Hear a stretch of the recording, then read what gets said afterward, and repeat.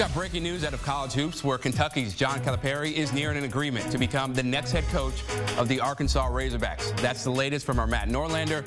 He's going to be replacing former SEC rival Eric Musselman, who left for the USC job after 5 seasons in Fayetteville. It's been a shaky stretch for Coach Cal in Lexington, who hasn't made it to the Final Four since 2015, almost a decade. They haven't gotten out of the first weekend since 2019. Now, the Razorbacks had previously shown interest in Kansas State's Jerome Tang and Ole Miss's Chris Beard, both of whom decided to stay at the respective schools. Arkansas will now begin a new era in the expanded SEC with John Calipari next season.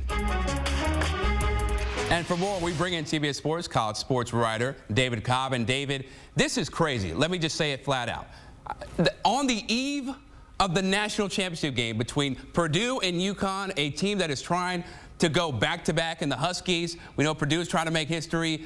And Calipari wants to hog the spotlight. How shocked are you that this came together so quickly in the fact that he's now going to become the next head coach of Arkansas?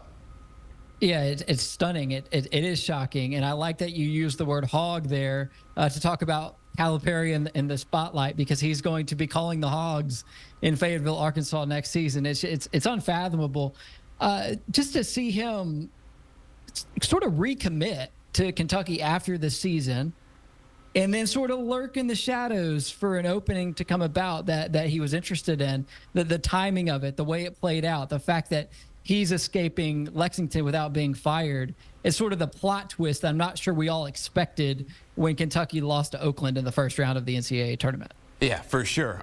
When they said, yeah, coming back, we talked about it, coming back for a 16th season, I was like, okay, maybe they'll do a couple more years, and then bam, Eric Musselman leaves for USC, and the rest is history. So I got to ask you, though, David, when you look at the expanded SEC, what do you expect to become the culture for Arkansas with Calipari leading the troops over there?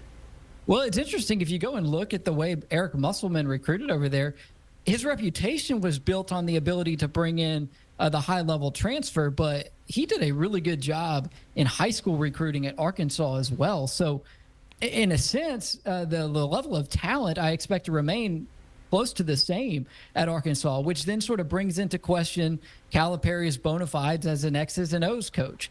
Over the years, we saw Eric Musselman really thrive at getting his teams to play well in the second half of the season, this past year being an exception.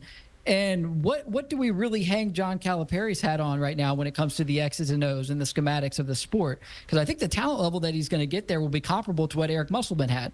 Then where do you go from there? That's my question.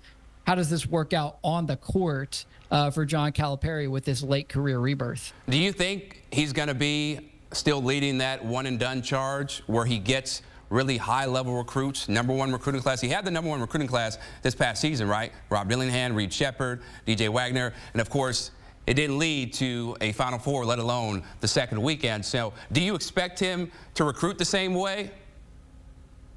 Well, he said after the season that he needed to make some changes. He talked about getting a little bit older, going to the portal more. Of course, he did that at Kentucky a few years back, and even this past year's team with Antonio Reeves and Trey Mitchell.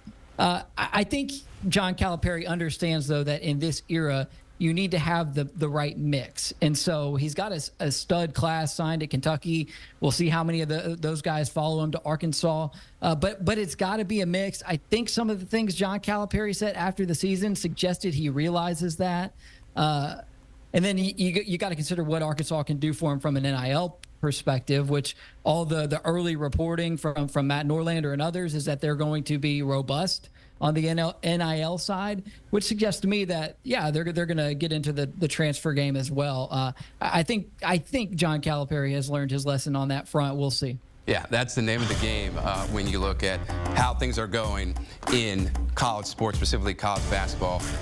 John Calipari, an 855-263 win-loss record as a D1 head coach, won the national championship in 2012, 6 Final Four appearances, 15 conference championships, and a 3-time Naismith College Coach of the Year. When we look at Kentucky, though, David, what are they going to do to, I guess, rebuild this program that has so much legacy, so much history behind it, and they've been desperately trying to get back to that point? in terms of a Final Four and a national championship? Well, look, they were just given a $30+ million gift. This is a gift to Mitch Barnhart, the athletic director at Kentucky, and to those boosters who were reluctant to sign off on what it would have taken to fire John Calipari, which a lot of that fan base wanted to fire him after that loss to Oakland. It's been since 2019 that Kentucky has won an NCAA game past the first weekend. So that's unacceptable for a program with that level of history. And you need to make a splash. You need to go out there and land a big fish, because with this money that you have freed up, the buyout that you've been absolved of with John Calipari, it should give you almost a blank check to go out there and get your guy. So they got to go for the A+ level type of candidate here. This is a fan base and a program that needs to get back to the top. It's not been at the UK standard as of late. So who would you go after? You talk about an A+ candidate. Are we thinking, maybe Rick Pitino? Or I know he's in a different spot in his life and coaching-wise. Yeah, I wouldn't call Rick Pitino an A+ level candidate. But hypothetically here, if we're just tossing out names that perhaps Kentucky should pursue, not necessarily candidates at this stage, of course, go call Billy Donovan, see if he's ready to make a return to college basketball. Kick the tires on Jay Wright and make sure that he doesn't have any interest in getting back in. Those are A+ level candidates. Brad Stevens, another one. And those are all probably pipe dreams. They're all probably unlikely. But this is the Kentucky basketball job. You can easily make the case that it is the best job in college basketball. It's going to be interesting to more than your run-of-the-mill type of candidates. We talk about how Arkansas was going after Jerome Tang prior to this, and Chris Beard at Ole Miss. If Kentucky's search gets to Jerome Tang and Chris Beard, something will have gone terribly wrong.